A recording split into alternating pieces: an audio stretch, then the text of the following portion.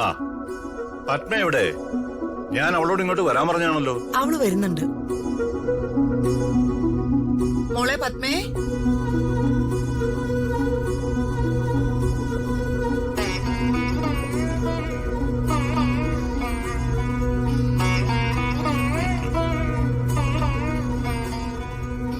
അച്ഛാ, മോളുടെ മുഖം എന്താ വല്ലാതിരിക്കുന്നേ?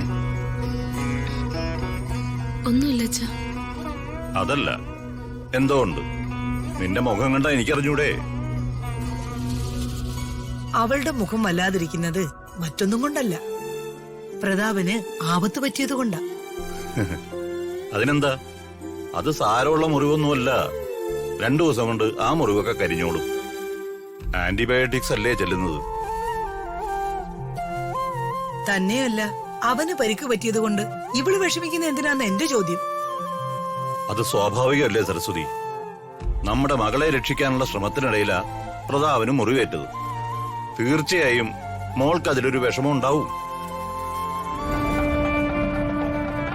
എന്റെ മനസ്സിലുള്ള സംശയങ്ങള് ദേവേട്ടനോട് തുറന്നു പറയണോ? വേണ്ട, അതിന്റെ സംശയം മാത്രാണെങ്കിലോ ചിലപ്പോ അങ്ങനെയായിരിക്കും. മോളെ, ഞാൻ നിന്നെ ഇങ്ങോട്ട് വിളിപ്പിച്ചത് ഒരു സമ്മാനം തരാനാ. ഡാൻസ് മത്സരത്തിൽ നീ ജയിച്ച് ഫസ്റ്റ് പ്രൈസ് വാങ്ങിക്കുമെന്ന് എനിക്ക് തികഞ്ഞ ബോധ്യമുണ്ടായിരുന്നു. അതുകൊണ്ട് ഞാൻ നേരത്തെ വാങ്ങിച്ചു വെച്ചിരുന്ന ഒരു സമ്മാനമാണിത്. എന്റെ മോള് കൈവിരലിലൊന്ന് ഇട്ടുനോക്ക്.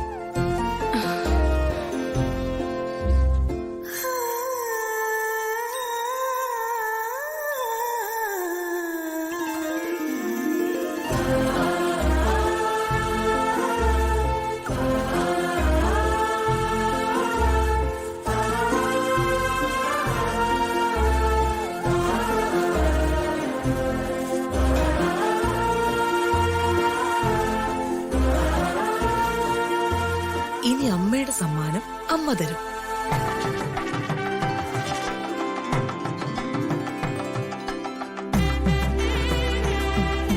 ഇത് എന്റെ വകയൊരു സമ്മാനം.